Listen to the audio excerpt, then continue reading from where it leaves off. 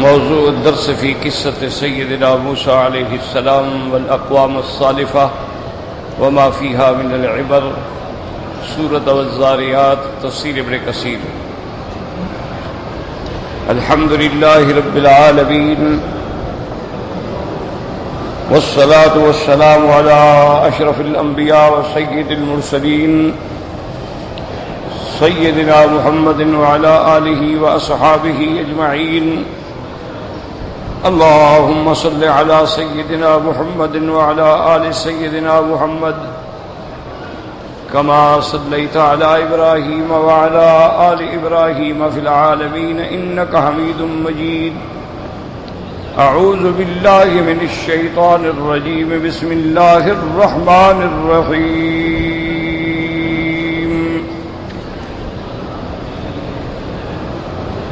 وفي موسى إذ أرسلناه إلى فرعون بسلطان مبين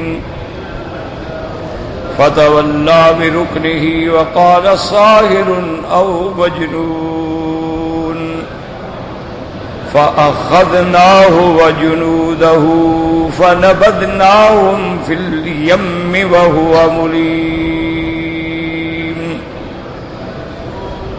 وفي عاد إذ أرسلنا عليهم الريح الأقيم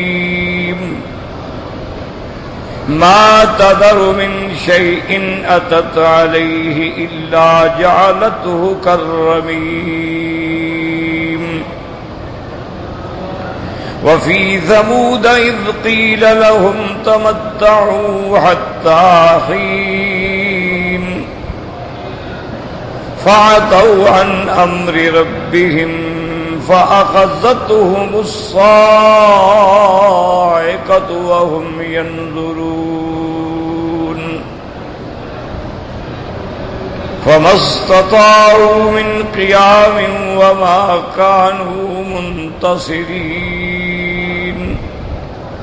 وقوم نوح من قبل إنهم كانوا قوما فاسقین۔ اللہ تبارک و تعالی نے کلام مقدس کی ان آیات مبارکہ میں سیدنا موسیٰ علیہ السلام، اس کے بعد قوم عاد اور قوم ثمود کے بارے میں اور قوم نوح علیہ السلام کے بارے میں اختصار کے ساتھ ارشاد فرمایا۔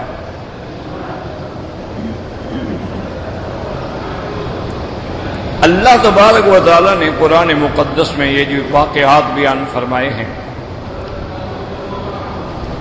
اس کے مقاصد میں مفسرین کرام نے لکھا ہے کہ ایک سب سے پہلے تو تسلی لقلب رسول اللہ صلی اللہ علیہ وسلم والمؤمنین، کہ سرکار دو عالم کے دل کو اور ایمان والوں کو تسلی ہو، اطمینان ہو کہ آج اگر ابو جہل اور اس کے ساتھی ہم پر ظلم توڑ رہے ہیں تو اس سے پہلے بھی گزر چکا ہے کہ فرعون نے بھی ایسے مظالم کیے تھے، ان کا انجام کیا ہوا۔ تو اگر موسیٰ علیہ السلام کی مخالفت میں اللہ نے فرعون اور اس کی لشکر کو اس طرح غرق کر دیا تو جو امام الانبیاء ہیں ان کے مخالفوں کا کیا حال ہو۔ ایک تسلی ہو، اور دوسرا ان واقعات کے بیان کرنے میں عبرت ہوتی کہ ہر مسلمان، ہر ایمان والا، ہر عقل سلیم والا بندہ جو ہے وہ ان آیات کو پڑھ کے دیکھے کہ آخر موسیٰ علیہ السلام کی قوم پہ عذاب کیوں آیا۔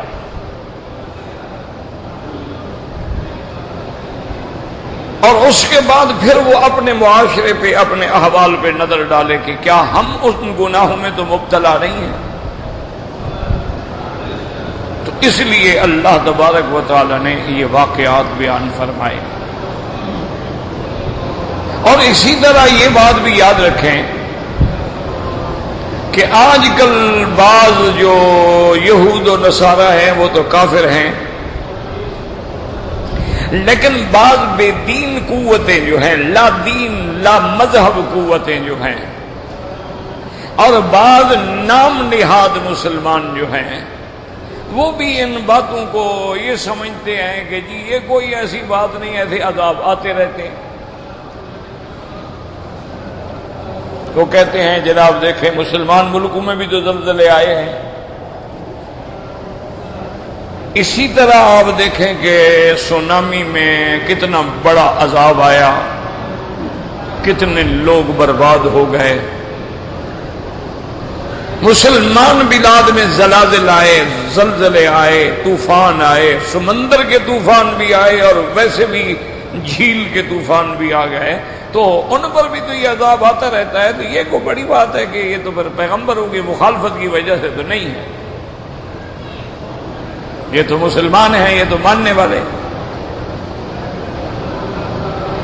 تو اس طرح وہ لوگوں کے دل و دماغ میں شکوک ڈالتے ہیں کہ بھائی دیکھو نا، آخر بالی کا جو علاقہ ہے، یہ انڈونیشیا ہے یا مظفر آباد ہے یا باغ ہے، یہ تو مسلمانوں کے علاقے ہیں،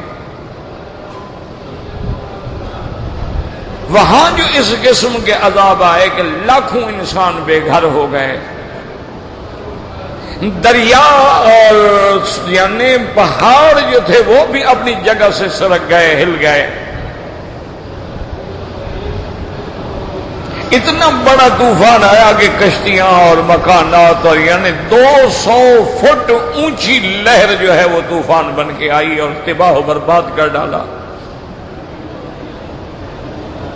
ابھی بھی آپ پوری دنیا پہ نظر ڈالیں تو کہیں دریاؤں کا طوفان ہے، کہیں سمندروں کا طوفان ہے، اور کسی جگہ جنگلات میں آگ لگی ہے، کہیں برقان ہے، یعنی آتش فشاں لاوے پھٹ پڑتے ہیں، پہاڑوں سے آتش فشاں دھواں نکلتا ہے، ہوائی جہاز بند ہو جاتا ہے۔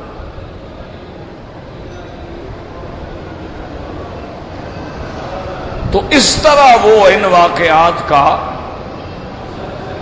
نعوذ باللہ ثم نعوذ باللہ مسلمانوں کے دل میں شکوک و شبہات پیدا کر کے جو اصل بات ہے اس سے دور کرنا چاہتے ہیں۔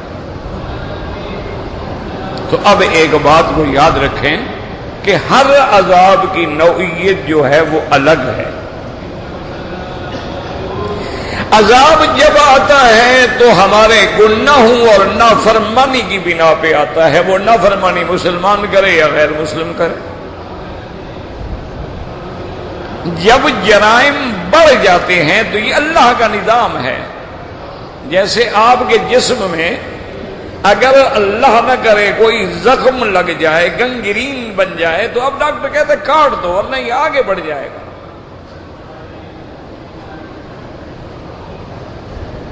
تو اللہ کا بھی ایک نظام ہے کہ جب قومیں حدود سے نکل جاتی ہیں، یاد رکھو اللہ نے کبھی کسی کو کفر کی وجہ سے عذاب نہیں دیا۔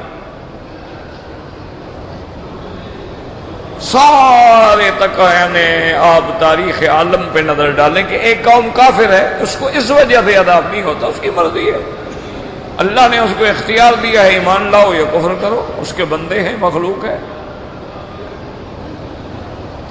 اللہ کے عذاب جب آئے ہیں ان قوموں پہ آئے ہیں جو قومیں جرائم میں، گناہوں میں، فساد میں اتنا آگے بڑھ جاتی ہیں کہ اب ان کی اصلاح ممکن نہیں، پھر عذاب آتے ہیں، وہ چاہے کافر ہوں یا مسلمان ہوں۔ اور ہم جن واقعات کا ذکر کر رہے ہیں یہ اتفاقی حادثہ نہیں ہے۔ اچھا، کبھی اس لیے بھی عذاب آ جاتے ہیں کہ ہدایت ہو جائے، کبھی اس لیے بھی عذاب آ جاتے ہیں کہ بھی اللہ والوں پہ بھی آ جاتے ہیں، ان کا امتحان ہو جاتا ہے۔ تو ہر عذاب کی نوعیت الگ ہے۔ آپ دیکھیں کتنے بڑے بڑے اولیاء اللہ جن کی زندگی ساری عبادت میں گزر گئی، لیکن ایسی بیماریوں میں مبتلا ہو گئے، کسی پہ فالج گر گیا، کوئی نابینا ہو گیا۔ یعنی امام ترمذی جیسا آدمی، اتنا بڑا آدمی، محدث ہے، مفسر ہے، وہ نابینا ہو گئے۔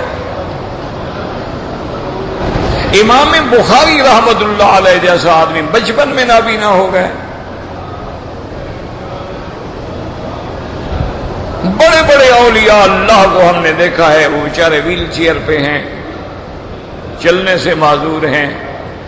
بعض کا یہ عالم ہے کہ ان کے منہ میں نوالا جو ہے وہ بھی بیچارہ کوئی نہ کوئی مرید یا کوئی خادم دے دیتا ہے، وہ خود کھا بھی نہیں سکتے، ہاتھ بھی نہیں ہلا سکتے.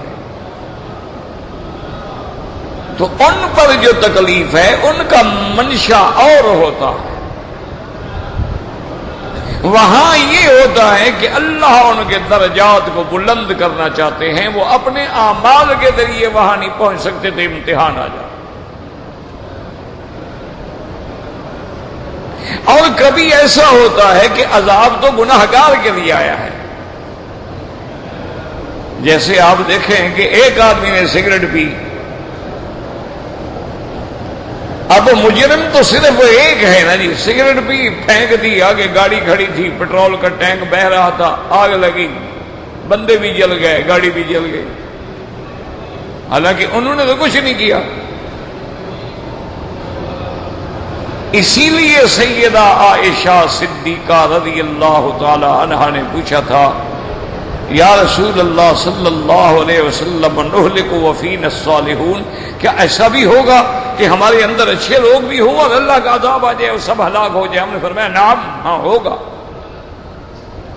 فرمایا اذا کثر فیکم الخبث، جب بے حیائی عام ہو جائے گی، جب گناہ عام ہو جائیں گے، لوگوں کی آنکھوں میں شرم بھی باقی نہیں رہے گا، حیا بھی باقی نہیں رہے گا، اللہ کے عذاب آئیں گے تو پھر اچھوں کو بھی ساتھ لے جائیں گے، لیکن مرنے کے بعد جب اٹھیں گے تو ہر کسی کو اس کے عمل کے مطابق صلہ ملے گا. اس کی مثال بزرگ دیتے ہیں کہ دیکھیں نا، آپ جب لکڑی جلاتے ہیں، آگ جلاتے ہیں تو اس میں گیلی لکڑیاں بھی جل جاتی، حالانکہ لکڑی تو سوکھی کو آگ لگتی ہے نا، لیکن جب آگ بھڑک جاتی ہے تو گیلی لکڑی بھی ڈال دو وہ بھی جل جاتی. لیکن قرآن مقدس کے اندر جو قصے ہیں، جو واقعات ہیں، ان میں عبر ہیں، حکم ہیں، اسرار.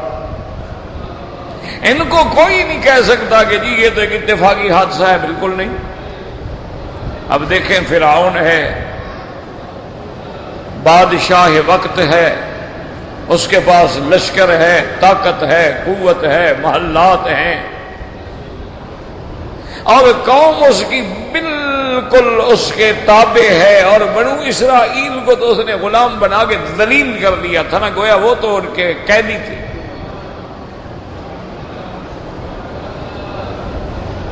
اب اس میں کوئی عذاب نہیں آیا، وہ تو بالکل خدائی دعویٰ بھی کر رہا ہے کہ میں تمہارا رب ہوں، لیکن کوئی عذاب نہیں آیا. اب موسیٰ علیہ السلام تشریف لاتے ہیں، آ کے اس کو دعوت توحید دیتے ہیں. فرعون اس پہ بگڑ جاتا ہے، اور پھر فرعون ان کو جادوگر کا الزام دیتا ہے، اور پھر جادوگروں کو بلا کے ان کا مقابلہ کرواتا ہے. تو یہ کوئی سارا حادثہ تو نہیں، اتفاق تو نہیں، یہ تو ایک حقائق ہے. اب جب فرعون کے جادوگر جو ہیں وہ شکست کھا جاتے ہیں، موسیٰ علیہ السلام غالب آ جاتے ہیں، تو سارے جادوگر سجدے میں گر جاتے ہیں، اللہ پہ ایمان لے آتے ہیں، موسیٰ علیہ السلام پہ ایمان لے آتے ہیں. فرعون ان کو دھمکاتا ہے، ڈراتا ہے، لیکن وہ ایمان پہ قائم رہتے ہیں. اس کے بعد کئی عذاب آئے. اس لیے قرآن نے ذکر کیا ہے کہ تقریباً 9 مقامات پہ اللہ نے موسیٰ علیہ السلام کو آیات بینات عطا فرمائے. ایک عذاب آیا کہ اللہ نے مکڑی بھیج دی، سارا فصل کھا گئی. اب جناب وہ قبطی بھی اور سارے بھی حضرت موسیٰ علیہ السلام کے پاس آئے، کہنے لگے موسیٰ علیہ السلام اللہ سے دعا مانگو، جو تمہارا عقیدہ ہے، جو تمہارا خدا ہے، اپنے خدا سے دعا مانگو اور ہمیں اس عذاب سے نجات دلاؤ. لَإِن كَشَفْتَ عَنَّا الرِّجْزَ لَنُؤْمِنَنَّ لَكَ، ولنرسلن معك بني إسرائيل. اگر تیری دعا سے اللہ نے عذاب ٹال دیا ہم ایمان بھی لائیں گے، ہم اس بنو اسرائیل کو بھی رہائی دے دیں گے، آزادی دے دیں گے۔ اب حضرت موسیٰ دعا مانگتے ہیں تو عذاب ختم ہو جاتا ہے، اب یہ اتفاق تو نہیں ہے۔ اس کے بعد والقمل والضفادع والدم، اللہ پاک نے ان پہ مینڈکوں کا عذاب بھیجا ہے، جوؤں کا عذاب بھیجا ہے، خون کا عذاب بھیجا ہے کہ جتنے قبطی جو ہیں وہ ڈول نکالتے ہیں، پانی کا خون سے بھر جاتا ہے، پانی گلاس میں ڈالتے ہیں تو خون میں بھر جاتا ہے، اور ہر دفعہ موسیٰ علیہ السلام کے پاس آتے ہیں، موسیٰ علیہ السلام ادع لنا ربک، اپنے رب سے دعا مانگو۔ موسیٰ علیہ السلام دعا مانگتے ہیں، عذاب ٹل جاتا ہے، لیکن وہ پھر کافر۔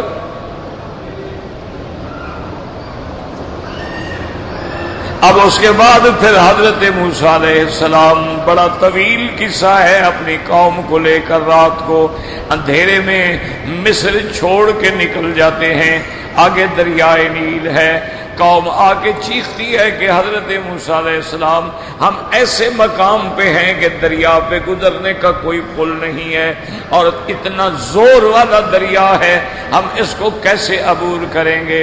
اور اگر ہم نے عبور نہ کیا تو پیچھے فرعون کا لشکر آ رہا ہے۔ حضرت موسیٰ علیہ السلام نے فرمایا ان معی ربی سیہدین، میرا رب میرے ساتھ ہے، وہ مجھے راستہ دکھلائے گا، غم کیوں کرتے ہو؟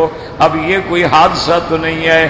اللہ فرماتے ہیں پھر ہم نے موسیٰ علیہ السلام کے پاس وحی بھیجی، آپ کو حکم دیا کہ دریا پہ اپنا عصا ماریں۔ حضرت موسیٰ علیہ السلام نے عصا مارا تو دریا کا پانی جم گیا، رک گیا، اس میں سڑکیں بھی بن گئیں، اس میں درے بھی بن گئے، رستے بھی بن گئے۔ یہ کیا حادثہ ہے؟ ایسا کوئی حادثہ تم بھی دکھاؤ، مارو عصا بن جائے۔ صرف قرآن پہ تو اعتراض نہ کرو نا، تم بھی تو کوئی کر کے دکھا دو نا۔ اب فرعون پوری قوت کے ساتھ آ رہا ہے۔ بعض مفسرین نے روایات متقدمہ سے لکھا ہے کہ 6 لاکھ کی فوج ہے فرعون کی، اور اس کو اپنی فوج پہ، اپنے محلات پہ بڑا ناز ہے، بڑا اپنی طاقت پہ گھمنڈ ہے کہ میری طاقت، میری قوت، میرے محل، میرے باغ، میری نہریں۔ اسی لیے اس نے لوگوں سے بھی کہا هذه الانہار تجری من تحتی، یہ دیکھو میرے محلوں کے نیچے نہریں بہ رہی ہیں، میرے پاس اتنی دولت ہے، اتنی طاقت ہے، میں اپنے آپ کو، اپنی طاقت کو، حضرت موسیٰ علیہ السلام جو ایک اکیلا آدمی ہے، جس کے ساتھ بھائی کے علاوہ کوئی نہیں، نہ محل ہے، نہ گھر ہے، نہ دولت ہے، نہ سپاہ ہے، نہ طاقت ہے، میں اس کو مان لوں؟ ام انا خیر من ھذا الذی هو مہین، میں بہتر ہوں یا یہ ایک حقیر آدمی جو صحیح بول بھی نہیں سکتا، جس کی بات بھی سمجھ نہیں آتی؟ اپنی قوم کو دھوکے میں رکھا۔ اب جناب دریا کے کنارے پہ آنے کے بعد اس نے بھی اپنے پورے لشکر کو دریا میں ڈال دیا، رستے بنے ہوئے ہیں۔ جب فرعون بالکل دریا کے درمیان میں آیا، اللہ تعالیٰ نے حکم دیا دریا کو کہ اپنی موج دکھلاؤ، اب میرا دشمن تیرے ہاتھ کے اندر ہے۔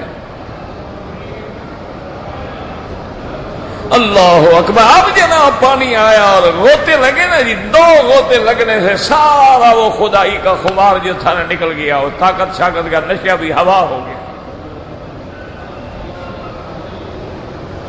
قرآن کہتا ہے کہ جب غرق ہونے لگا، ڈوبنے لگا، پانی میں نیچے غرق ہو کے اوپر ابھرا تو موسیٰ علیہ السلام کی طرف دیکھ کے کہتا ہے آمنت برب موسیٰ و ہارون، کہنے لگا میں ایمان لے آیا موسیٰ علیہ السلام اور ہارون کے رب پہ، میرا اللہ مجھے بچا دے۔ اپنی خدائی بھی بھول گئی، اپنے ربوبیت کے دعوے بھی اکھڑ گئے، صرف ایک غوطہ آیا۔ اللہ تبارک و تعالیٰ فرماتے ہیں فرعون تمہیں اپنے دریاؤں پہ بڑا ناز تھا، تمہیں اپنے محل کے نیچے نہریں بہنے پہ بڑا ناز تھا، جن نہروں پہ تم ناز کرتے تھے اسی نہر میں تمہیں غرق کر رہا ہوں۔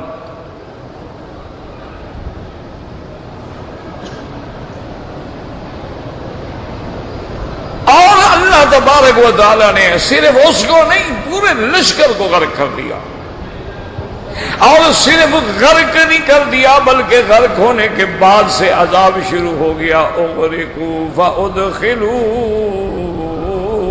نارا۔ اللہ فرماتے ہیں غرق کیے گئے، اس کے بعد جہنم کی آگ کی سزا شروع ہو گئی۔ یاد رکھو حقیقی جہنم آخرت میں ملے گی، لیکن اس کے نمونے کا عذاب جو ہے وہ عالم برزخ میں بھی شروع ہو جاتا ہے۔ اس لیے اللہ پاک فرماتے ہیں النار یعرضون علیہا غدوا وعشیا ویوم تقوم الساعۃ ادخلوا آل فرعون اشد العذاب۔ اسی سے علماء نے، محدثین نے، مفسرین نے، فقہاء نے مسئلہ نکالا ہے کہ اللہ کا حکم ہے کہ ابھی یہ آگ پہ پیش کیے جائیں گے، لیکن جب قیامت کا دن ہوگا تو اس دن پھر حکم ہوگا کہ اب جہنم کے سخت عذاب میں ڈالو۔ انہوں نے مسئلہ نکالا کہ یہ عالم برزخ کا عذاب الگ ہے اور عالم آخرت کا عذاب الگ۔ تو اب کون کہہ سکتا ہے یہ حادثہ ہے؟ اور پھر اللہ تبارک و تعالیٰ نے فرعون کی لاش کو عبرت بنا کے دریا کے کنارے پہ پھینک دیا تاکہ قیامت تک لوگ عبرت پکڑتے رہیں۔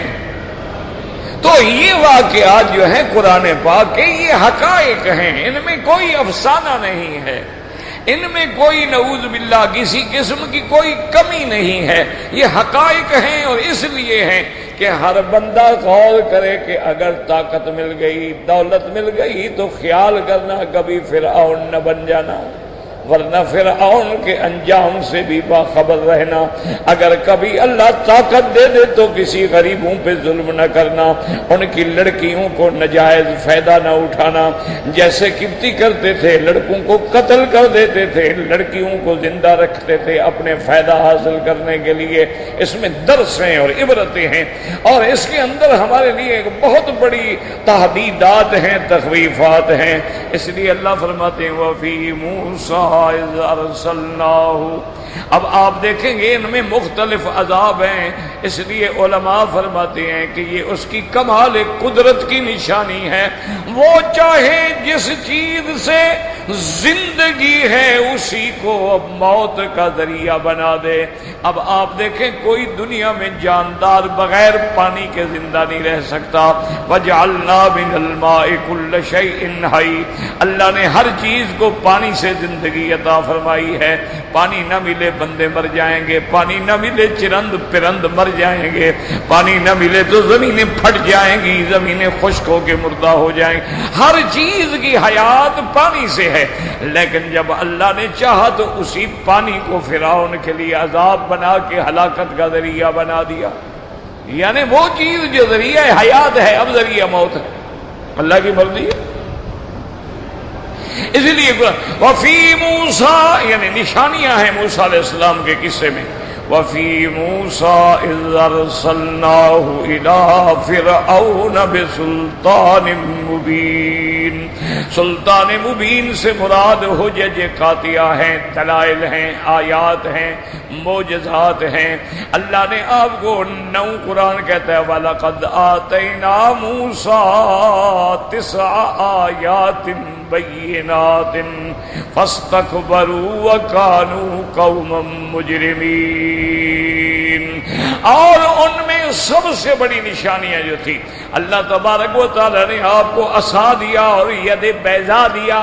جب آپ عصا ڈالتے تو سانپ بن جاتا، اور جب اپنے ہاتھ کو بغل میں رکھنے کے بعد ظاہر کرتے تو منور اور روشن ہو جاتا، اور پھر دوبارہ کرتے تو اپنی اصلی حالت پہ آ جاتا۔ اللہ نے دلائل دے کے بھیجے، لیکن فرعون اکڑ گیا۔ فَتَوَلَّىٰ بِرُكْنِهِ، تولا مانا اعرض، چھوڑو یار کیا میں تمہاری باتیں سنوں، بے رکن ہی، رکن مانا قوت، طاقت، فوج، لشکر. جیسے کہ حضرت لوط علیہ السلام نے جب قوم نے آپ کو تنگ کر دیا تو فرمایا تھا قال لو ان لی بکم قوة او آوی الى رکن شدید، کاش میرے پاس قوت ہوتی، اب میرا بھی کوئی قوم کا جتھا ہوتا، طاقت ہوتی تو میں آج مقابلہ کرتا. مجھے میرے مہمانوں کے سامنے تم شرمندہ نہ کر سکتے. اس لیے قرآن کہتا ہے فتولی، فرعون ہے نا بدبخت. اللہ اکبر. اور یہ فرعون کتنا بڑا ظالم تھا. قرآن کہتا ہے وَفِرْعَوْنَ ذِی الْأَوْتَادِ، فرعون میخوں والا. کیا مانا؟ بعض علماء کہتے ہیں میخوں والے کا مانا اس کی حکومت بڑی مستحکم تھی، بڑی مضبوط تھی، کوئی منافس نہیں، کوئی مقابل نہیں.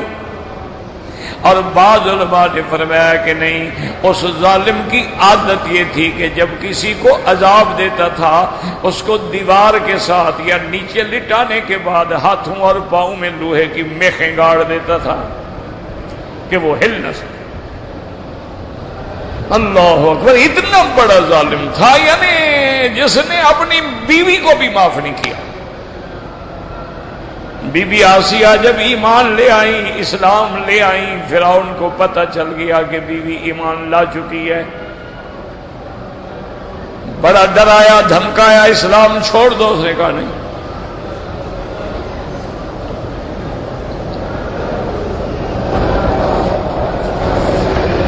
تو فرعون نے حکم دیا کہ میری بیوی کو بھی لٹاؤ. جلادوں کو حکم دیا کہ پاؤں اور ہاتھوں میں میخیں گاڑو.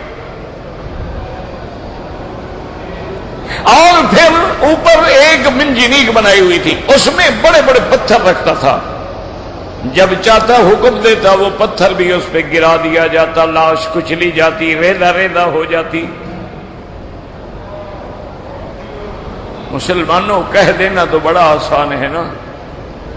تم تو اللہ کے دین کے لیے تھوڑی سی دھوپ بھی برداشت نہیں کر سکتے. کہتے ہو جی بڑی گرمی ہے، بڑی گرمی ہے، ایئر کنڈیشن کے بغیر گزارا نہیں ہوتا ہے. لیکن دیکھیں عورت ہے، عورت ہے، ہاتھوں میں میخیں لگی ہوں، کانٹا تمہیں چبھ جائے نا کانٹا، پھر تمہیں پتہ لگتا ہے کتنا تکلیف ہے. میخ گاڑ دو، لوہے کی اتنی بڑے بڑے میخیں گاڑ دو، کیا عالم ہوگا. بی بی ایسے ہاتھوں میں میخیں ہیں، پاؤں میں میخیں ہیں، اور اوپر بہت بڑا پتھر ہے. اور فرعون کھڑا ہے اور کہتا ہے آسیہ اب بھی مان جاؤ تو میں تمہیں چھوڑ دیتا ہوں اور تمہارا علاج بھی ہو جائے گا، ٹھیک ہو جاؤ گی. بی بی آسیہ کہتی ہیں نہیں، میں نے جس اللہ کو مان لیا ہے اب پھرنے کا کوئی سوال نہیں. اللہ اکبر. اسی عالم میں بی بی نے دعا مانگی. مسلمانوں یہ دعا ہے جو دل سے نکلے. یہ لفظی کلامی دعا تو ہماری بے اثر اسی لیے ہے نا کہ دعا ہے ہی نہیں. وہ تو ایک لفظ ہے، پڑھ رہے ہیں اللہم اللہم انی اعوذ بکا انی اعوذ بکا، کوئی پتہ نہیں کیا ہے اعوذ بکا، معنی کیا ہے، ترجمہ کیا ہے، کہنا کیا ہے.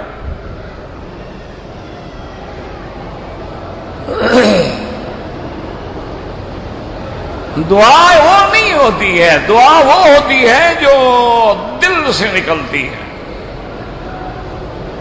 اسی حالت میں بی بی آسیہ نے اللہ سے دعا مانگی. رب ابن لی، ایمان سے کہیں، قرآن کھول کے پڑھ لینا، مولوی مکی پہ اعتبار نہ کرو. قرآن تو ہے نا تمہارے گھروں میں. کس سے بی بی مانگ رہی ہے؟ ہاں جی، موسیٰ علیہ السلام سے نہیں مانگی. موسیٰ علیہ السلام موجود ہے، رسول ہے، کلیم اللہ ہے، نبی ہے، اس کو نہیں مانگا کہ یا موسیٰ میری مدد کر. جیسے تم کہتے ہو یا شیخ عبد القادر جیلانی، تم تو مرنے والے کو پکار رہے ہو، زندہ نبی موجود ہے وہ نہیں پکارتی. قرآن پڑھا کرو، قرآن سمجھا کرو، قرآن سوچا کرو. یاد رکھو یہ عقیدے قصے کہانیوں سے ثابت نہیں ہوتے. یہ عقیدے ایسے نہیں ثابت ہوتے جی بزرگوں نے فرمایا ہے اور بزرگوں نے لکھا ہے اور حدیث میں آتا ہے اور فلاں کتاب میں لکھا ہے. خدا کے بندے کتابوں کے مراتب ہیں، مدارج ہیں. کون سے طبقے کی کتاب ہے؟ طبقہ اولا ہے، ثانیہ ہے، ثالثہ ہے، رابعہ ہے، خامسہ ہے. کس طبقے کی کتاب ہے؟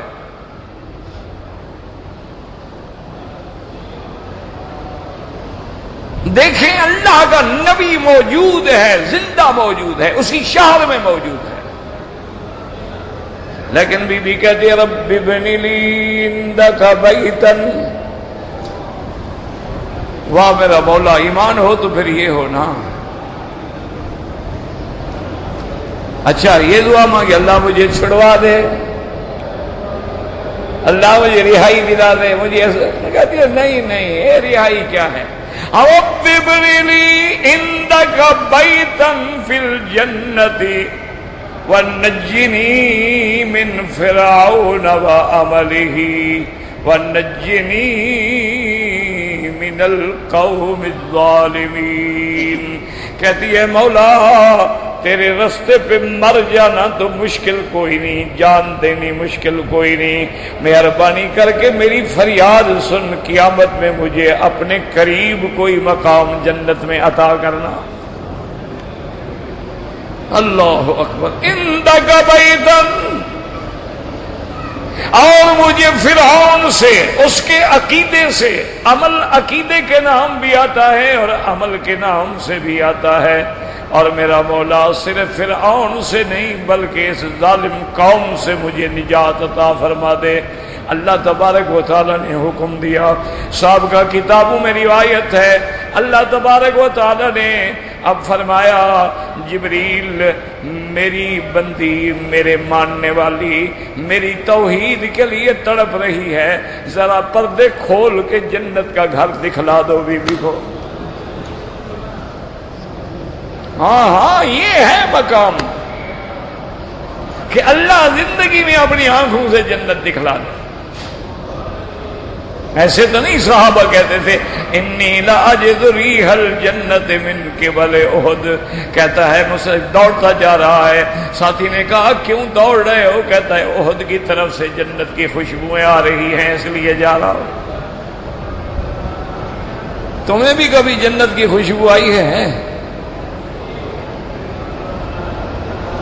وجہ کیا ہے؟ یاد رکھو اگر گندگی یہاں لگی ہو تو دنیا کا کوئی عطر تمہیں خوشبو نہیں پہنچا سکتا.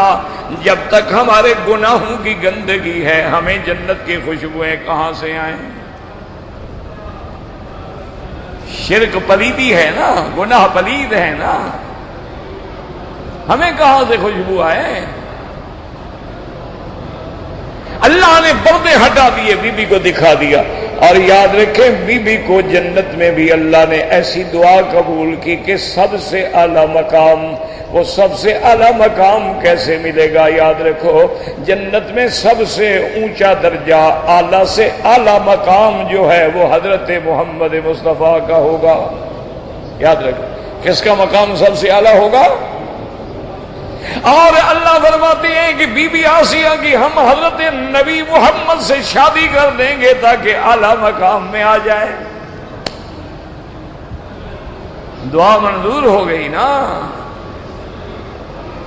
واہ میرا مولا، شان والے وہ لوگ ہیں جن کے نکاح بھی آپ کرتے ہیں، سارے انتظام بھی آپ فرماتے ہیں. اللہ نے چاہا تو بی بی زینب کا نکاح بھی عرشوں سے کر دیا اور بی بی آسیہ کا بھی جنت میں نکاح ہوگا. اس لیے کہ یہ دیکھو اتنی طاقت والا فرعون جو ہے اس کا عالم کیا ہو گیا. اب کہتا آمن تو ایمان لے آیا. اللہ فرماتے ہیں الآن وقد عصیت قبل وَكُنْتَ مِنَ الْمُفْسِدِينَ. اللہ نے فرمایا فرعون اب ایمان لا رہے ہو، پہلے تو تم بڑے زمین میں فساد مچاتے پھر رہے تھے. اور یاد رکھو جب بندے کو سکرات لگ جائے پھر ایمان بھی قبول نہیں ہوتا، توبہ بھی قبول نہیں ہوتی. اور اسی طرح جب کسی پہ اللہ کا عذاب نازل ہو جائے پھر بھی توبہ قبول نہیں ہوتی. وہ تو غرق ہو رہا تھا نا، عذاب کے اندر پڑا ہوا. اس لیے قرآن فَأَخَذْنَاهُ بِجُنُودِهِ، ہم نے اس کو بھی پکڑ لیا، لشکر کو بھی، فَنَبَذْنَاهُمْ فِي الْيَمِّ، پھر ہم نے ان کو دریا میں جھونک دیا، وَهُوَ مُلِيمٌ، اس حالت میں کہ جس پہ ہر کوئی ملامت کرنے والا، ملامت کیسے نہ ہو، وہ کافر بھی تھا، منکر بھی تھا، اور پیغمبر کے ساتھ اعراض اور مقابلہ کرنے والا بھی تھا۔ اللہ پاک نے اس کے بعد فرمایا وَفِي عَادٍ إِذْ أَرْسَلْنَا عَلَيْهِمُ الرِّيحَ الْعَقِيمَ مَا تَذَرُ مِنْ شَيْءٍ أَتَتْ عَلَيْهِ إِلَّا جَعَلَتْهُ كَالرَّمِيمِ۔ اللہ فرماتے ہیں میرا مدنی قوم عاد کا دیکھیں، اللہ اکبر، یہ قوم عاد جو ہے نا، یہ بڑی مضبوط اور بڑی طاقتور قوم تھی۔ جیسے اللہ فرماتے ہیں أَلَمْ تَرَ كَيْفَ فَعَلَ رَبُّكَ بِعَادٍ إِرَمَ ذَاتِ الْعِمَادِ الَّتِي لَمْ يُخْلَقْ مِثْلُهَا فِي الْبِلَادِ۔ اللہ فرماتے ہیں کہ وہ فرعون، وہ عاد ارم، اور جو بڑے بڑے محلوں میں رہنے والے، اور ایسی قوم لم یخلق، اس جیسی قوم ان سے پہلے اللہ نے پیدا نہیں کیا ہے، کہ بڑے لمبے قد والے، طاقت والے، قوت والے، وہ پتھر جو 60 بندہ اٹھائے ان کا ایک بندہ پکڑ کے اٹھا لیتا تھا، اتنی طاقت ہے۔ حضرت ہود علیہ السلام آئے، وَإِلَىٰ عَادٍ أَخَاهُمْ هُودًا قَالَ يَا قَوْمِ اعْبُدُوا اللَّهَ مَا لَكُمْ مِنْ إِلَٰهٍ غَيْرُهُ، لیکن قوم کفر پہ اڑ گئی، جم گئی۔ بڑا لمبا واقعہ اللہ نے مختلف مقام پہ ذکر فرمایا ہے۔ قوم نے بالکل نہ مانا، جب قوم بالکل کفر پہ، جرائم پہ جم گئی، اللہ فرماتے ہیں اذ ارسلنا علیہم، ہم نے ان پہ ہوا بھیجی۔ اب دیکھو ہوا زندگی ہے نا، ہوا کے بغیر بندہ زندہ نہیں رہ سکتا، لیکن اسی ہوا کو اللہ نے عذاب بنا دیا۔ اور یاد رکھیں 8 قسم کی ہوائیں ہوتی ہیں، اللہ نے 8 قسم کی ہوائیں پیدا فرمائی ہیں، 4 رحمت کے لیے ہیں اور 4 عذاب کے لیے ہیں۔ اور جہاں لفظ ری آئے تو وہاں مراد تقریباً عذاب والی ہوا ہوتی ہے، ورنہ اکثر لفظ ریاح آتا ہے، وَالَّذِي يُرْسِلُ الرِّيَاحَ بُشْرًا بَيْنَ يَدَيْ رَحْمَتِهِ۔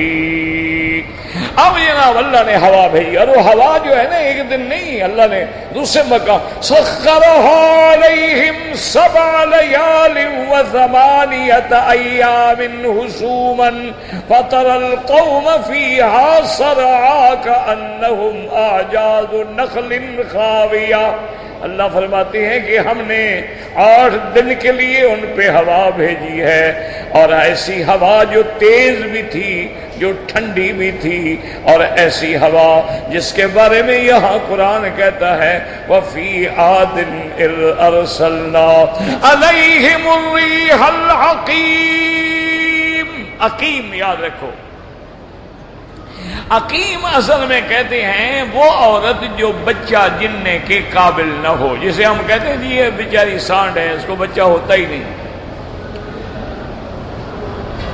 جیسے قرآن نے دوسرے مقام پہ فرمایا یَهَبُ لِمَن يَشَاءُ إِنَاثًا وَيَهَبُ لِمَن يَشَاءُ الذُّكُورَ أَوْ يُزَوِّجُهُمْ ذُكْرَانًا وَإِنَاثًا وَيَجْعَلُ مَن يَشَاءُ عَقِيمًا۔ اللہ فرماتے ہیں میری مرضی لڑکیاں دوں، میری مرضی لڑکے دوں، میری مرضی جوڑے دوں، میری مرضی تو میں عقیم یعنی سانڈ بنا دوں، بالکل کوئی چیز پیدا نہ ہو۔ تو ریح العقیم کا کیا معنی؟ یعنی ایسی ہوا جس میں کوئی نفع نہ ہو، ایسی ہوا جو بادل نہ لائے، بادل نہ برسائے، راحت کا ذریعہ نہ بنے۔ اللہ تبارک و تعالی نے ان پہ ایسی ہوا بھیجی ہے، فرمایا ارسلنا علیہم الریح العقیم ما تذر من شيء أتت عليه إلا جعلته كالرميم.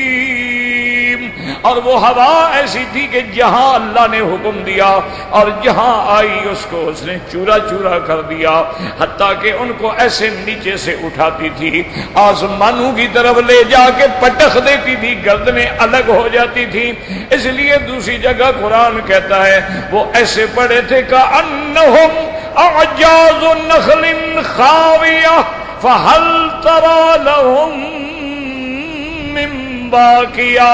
اللہ نے فرمایا میرا مدنی محمد مصطفیٰ صلی اللہ علیہ وسلم قوم عاد مرنے کے بعد ایسے پڑے تھے میدان میں جیسے کھجوروں کے ٹنڈ پڑے ہوتے ہیں.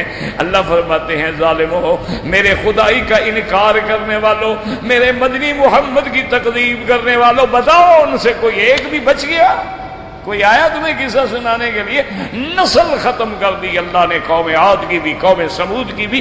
اس لیے یاد رکھیں گے وہ اقوام ہیں البائدہ، یعنی وہ قومیں جن کو اللہ نے ہلاک و برباد کر دیا.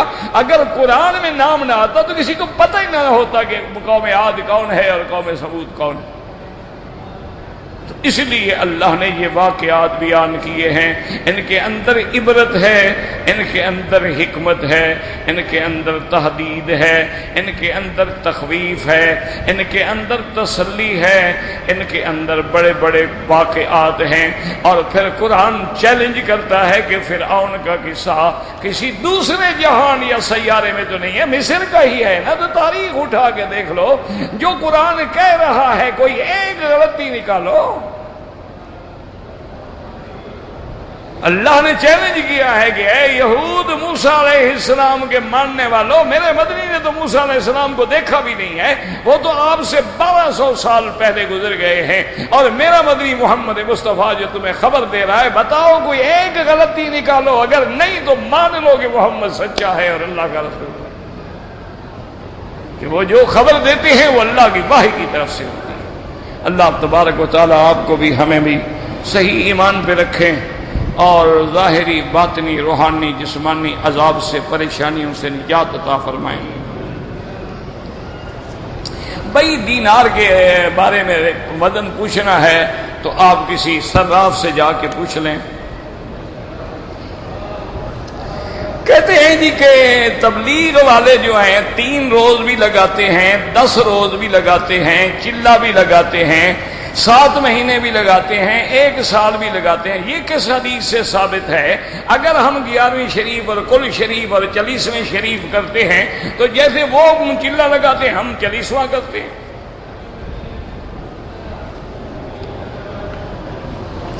میرا بھائی بات ٹھنڈے دل سے سنیں اور سمجھیں.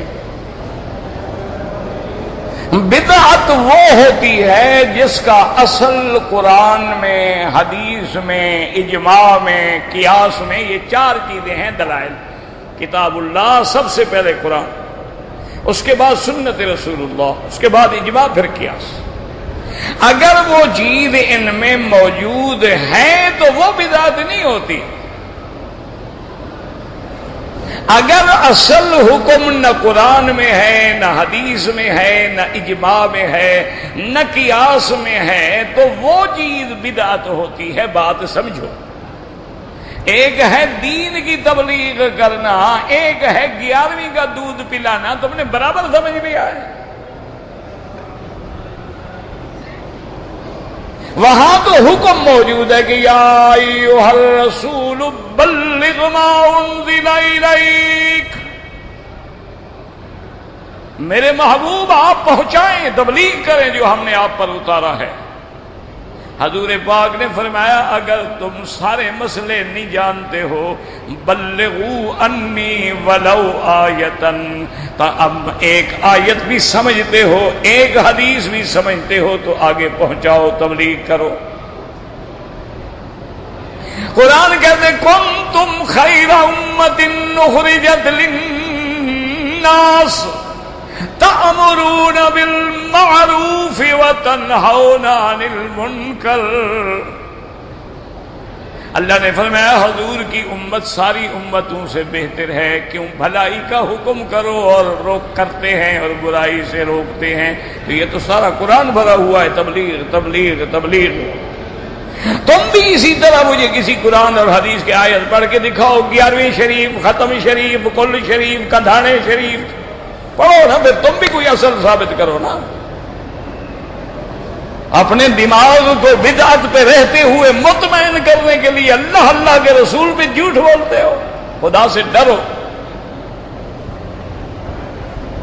اگر ایک بدعت میں مبتلا ہو، اسی لیے یاد رکھو علماء نے لکھا ہے زانی توبہ کر سکتا ہے، شرابی توبہ کر سکتا ہے، بدعتی توبہ نہیں کرتا۔ اس کی وجہ یہ ہے کہ زانی زنا کو برا سمجھتا ہے، شرابی شراب کو برا سمجھتا ہے، بدعتی تو اس کو دین سمجھتا ہے، دین سے بیچارہ توبہ کیسے کرے؟ اس لیے ایسی مثالیں دے دینا، ساری زندگی تبلیغ میں لگا دو۔ اللہ تبارک و تعالیٰ نے موسیٰ علیہ السلام کو 40 دن کے لیے کیوں طور پہ بٹھایا؟ قرآن میں ہے کہ نہیں؟ فَتَمَّ مِيقَاتُ رَبِّهِ 40 لَيْلَةً۔ سرکار دو عالم نے غار ثور میں 3 راتیں کیوں گزاری ہیں؟ وہ 4 بھی ہو سکتی تھی، وہ 5 بھی ہو سکتی تھی۔ اللہ نے قرآن میں فرمایا ثم خلقنا النطفة علقة فخلقنا العلقة مضغة فخلقنا المضغة عظاما فكسونا العظام لحما۔ پہلے نطفہ بنتا ہے، پھر علقہ بنتا ہے، اس کے درمیانی فاصلہ جو ہے 40 دن 40 دن 40 دن کا ہوتا ہے۔ اللہ کے نبی نے کیوں فرمایا کہ میرے مسجد نبی میں 40 نمازیں پڑھو گے تو اللہ تمہیں برات نفاق کر دے گا؟ وہاں بھی تو 40 ہے۔ اور کیوں حدیثوں میں آتا ہے کہ جو آدمی 40 حدیثیں یاد کر لے اللہ قیامت میں اس کو علماء کی صف میں اٹھائیں گے۔ اس لیے علماء نے الاربعینات کے نام سے کتابیں لکھی ہیں۔ جیسے کتابیں لکھی جاتی ہیں نا، کوئی جوامع کہلاتی ہیں، کوئی مسانید کہلاتی ہیں، کوئی مصنف کہلاتی ہیں، کوئی مراسیل کہلاتی ہیں، کوئی تعلیقات کہلاتی ہیں، کوئی اجزاء کہلاتے ہیں اور کوئی اربعینات کہلاتے ہیں۔ یعنی 40 حدیثیں لکھ کے علماء نے، محدثین نے، تاکہ لوگ یاد کریں اور قیامت میں علماء سے اٹھیں۔ تم ان کے ساتھ تشبیہ دیتے ہو؟ اللہ کے خوف سے ڈرو، قیامت میں جانا ہے، قبر بڑی سخت ہے۔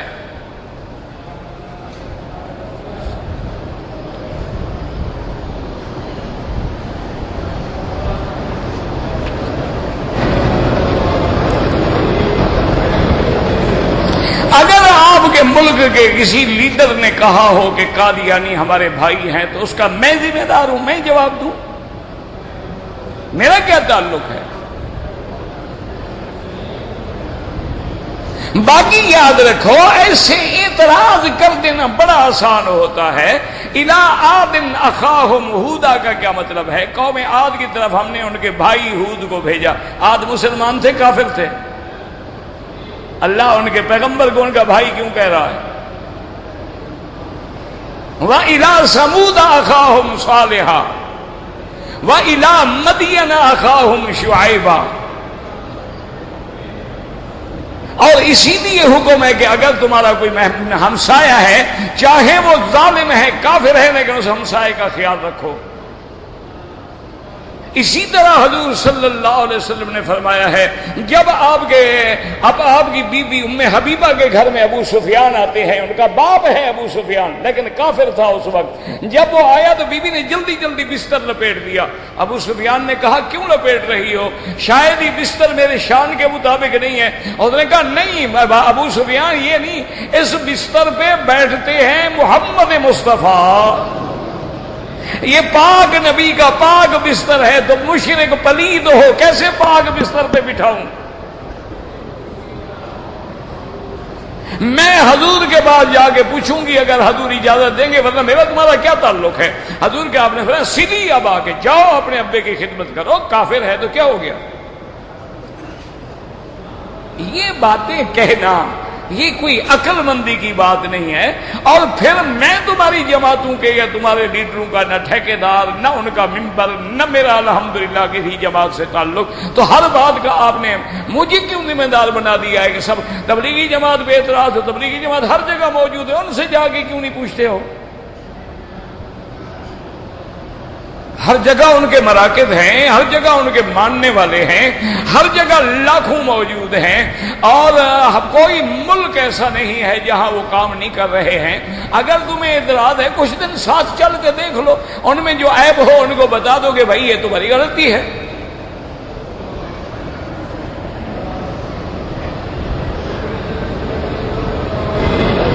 کچھ دوستوں نے ہمیں 700 ریال دیے تھے کہ کبوتروں کو دے دیں۔ بہرحال جو انہوں نے کہا تھا اس کے مطابق کرنا پڑے گا، تمہارے پاس تو امانت ہے، تمہارا پیسہ تو ہے نہیں نا۔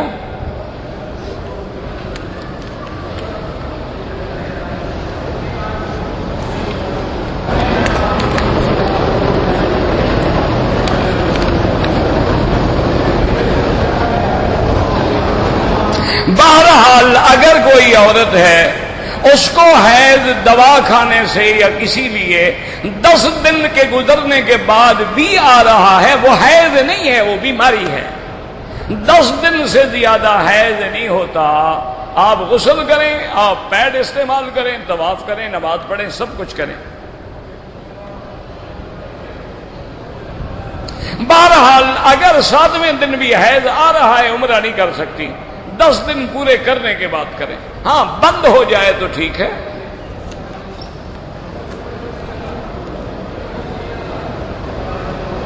کہتے جی کہ ہمارے ہاں شادی کے لیے جو ولیمہ ہوتا ہے وہ مرد اور عورت دونوں کے لیے ہوتا ہے، عورت کی طرف سے تو کوئی ولیمہ نہیں ہوتا، ولیمہ ہوتا ہی شوہر کی طرف سے ہے۔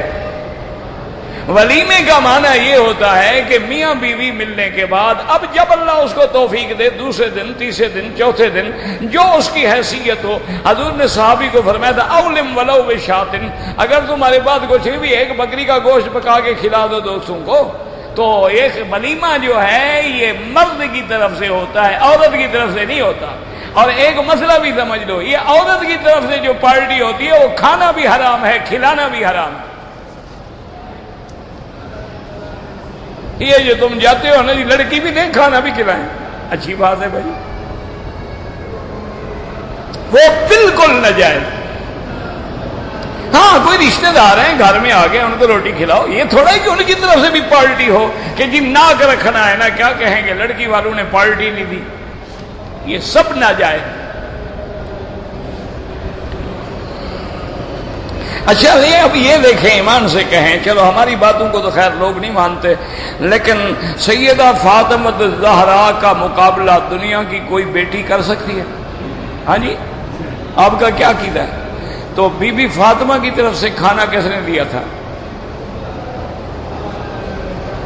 یعنی تمہارے پاس پیسے ہیں، اللہ چاہتے تو بی بی فاطمہ کے لیے میرا ایمان ہے جنت سے ڈشیں آ جاتی،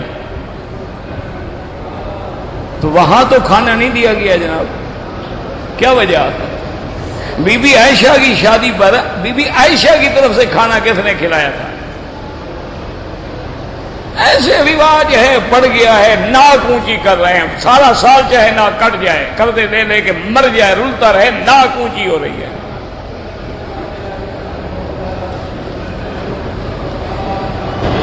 ایک عمرہ کرنے کے بعد دوسرا عمرہ کریں تو ہمیں احرام دھونا چاہیے، کیوں؟ پلید ہو گیا ہے، کوئی برا کام کیا تھا آپ نے، وہ خراب ہو گیا۔ خدا کا خوف کرو، کیوں ایسی باتیں؟ اللہ نے عقل چھین لی ہے یار۔ جب تک پاک ہے 100 عمرہ کرو، جب گندا ہو جائے دھو ڈالو۔ طواف اپنے لیے کرو، دوسروں کے لیے دعا کرو۔ اگر احرام کی چادر میں سلائی ہو کوئی بات نہیں، بالکل جائز ہے، کوئی معنی نہیں۔ وہ سلا ہوا کپڑا حرام ہوتا ہے جو بدن پہ سلا ہو، یعنی کیا معنی؟ قمیض پہننا ناجائز ہے، بنیان پہننا ناجائز ہے، شلوار پہننا ناجائز ہے۔ اگر چادر میں سلائی ہے تو کوئی بات نہیں۔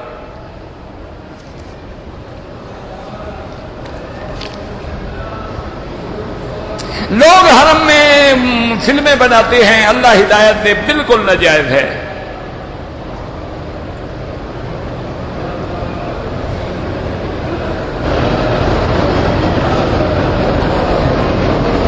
بہرحال اگر عمرہ کرتے ہوئے چوٹ لگ جائے اور پاؤں سے خون نکل جائے کوئی بات نہیں، کچھ بھی نہیں ہوتا، یہ ٹھیک ہے، خون بھی تمہارا نکلے اور شریعت جرمانہ بھی تم کو کرے، اچھی بات ہے بھائی۔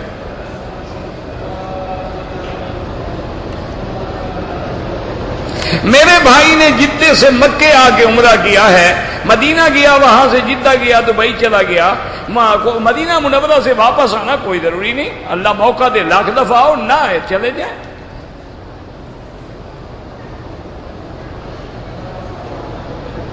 میرے پاس امانت رکھی تھی کسی نے، وہ چوری ہو گئی ہے، اب یہ تیرا اللہ کے ساتھ معاملہ ہے، اگر حقیقتاً چوری ہو گئی ہے تو امانت کا ادا کرنا ضروری نہیں ہوتا، لیکن اگر تم نے جان چھڑانی ہے تو پھر قیامت تو ہے ہی ہے۔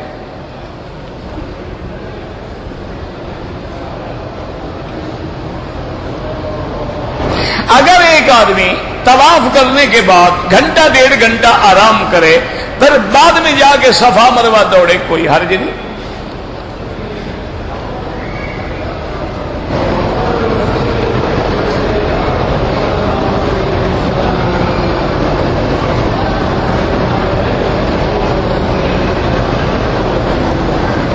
بہرحال آپ نے یہ جو اپنا بہو کا اور ایسا معاملہ لکھا ہے، بس توبہ کرو، استغفار کرو، اور نہ لکھنے کی ضرورت ہے نہ کسی کو بتانے کی ضرورت ہے۔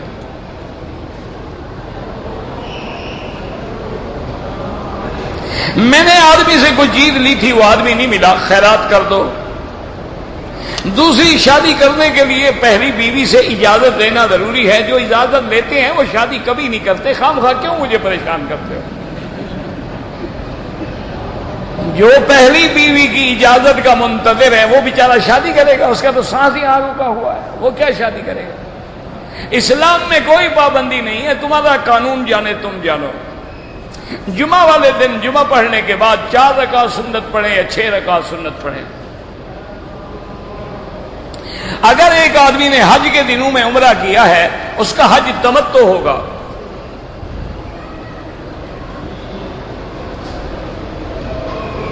میں نے صفا مروہ کے چکر پورے لے لیے، احرام چادر جو تھی اتار کے سر منڈوایا، کوئی بات نہیں۔ ہر مسلمان کو دعوت دینی چاہیے، تبلیغ کرنی چاہیے۔ بی بی عائشہ کی مسجد سے عمرہ ہو سکتا ہے، ہو سکتا ہے۔ ایک عمرہ آپ کر چکے ہیں، اگر مدینہ منورہ سے اللہ آنے کا موقع دے تو مدینہ بھی میقات ہے، وہاں سے بھی احرام باندھ کے آئیں۔ مختار الحدیث کتاب مجھے کہاں سے ملے گی؟ کتب خانے سے جا کے پوچھو، یہ بھی میری ذمہ داری ہے کہ میں یہاں آپ کو فہرست بنا کے رکھوں؟ عجیب لوگ ہیں، کیا کرے آدمی۔ غائبانہ جنازہ جو ہے وہ صرف علماء اہل حدیث پڑھتے ہیں، ورنہ امام ابو حنیفہ رحمۃ اللہ علیہ کے نزدیک کوئی غائبانہ جنازہ نہیں۔ ان کی دلیل ہے کہ حضور نے نجاشی کا جنازہ پڑھا تھا۔ امام صاحب فرماتے ہیں نجاشی کا جنازہ تو پڑھا تھا، لیکن جب صحابہ شہید ہوتے رہے ان کا کیوں نہیں پڑھا حضور نے پھر غائبانہ جنازہ؟ وہ تو ایک معجزہ تھا حضور کا کہ اللہ نے بتلا دیا، اور وہاں کوئی مسلمان اس پہ جنازہ پڑھنے والا بھی نہیں تھا، ورنہ بڑے بڑے صحابہ شہید ہوئے ہیں، ان کا بھی تو حضرت ابو بکر کا کسی نے غائبانہ جنازہ پڑھا؟ حضرت عمر، حضرت عثمان، حضرت علی، حسن حسین جو سارے شہید ہوئے ہیں، ان کا جنازہ غائبانہ کیوں نہیں پڑھا گیا؟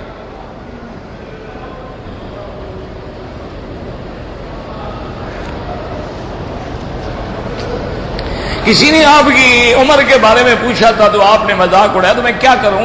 عمر کے بارے میں بتلانا بھی کوئی دین کے میں شامل ہے؟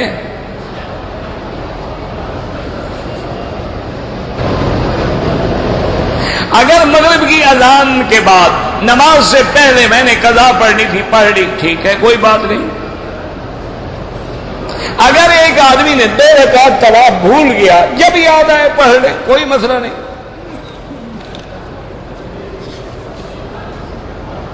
سرکار دو جہان 9 ربیع الاول کو پیدا ہوئے، 12 ربیع الاول کو سوموار بنتا ہی نہیں۔ اب تو کیلنڈر آ گئے ہیں نا، اب تو کمپیوٹر آ گیا ہے نا، 1000 سال پہلے کی تاریخ دیکھ لو، 2000 سال بعد کی دیکھ لو۔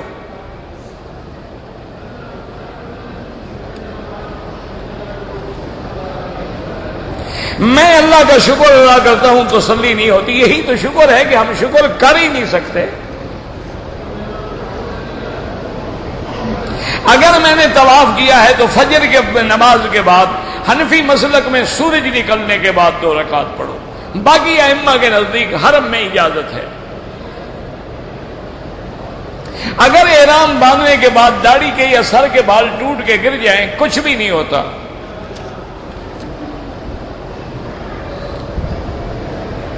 بہرحال میں ڈش لگاتا ہوں، یہ کام چھوڑ دو تو اچھا ہے، کوئی اور کام اختیار کرو۔ نہانے کے بعد وضو کرنا ضروری ہے، نہانے کے بعد نہیں، پہلے وضو کر دو تو پھر دوبارہ وضو کی ضرورت نہیں ہے، نہ کرو گے تو پھر وضو کرنا پڑے گا دوبارہ۔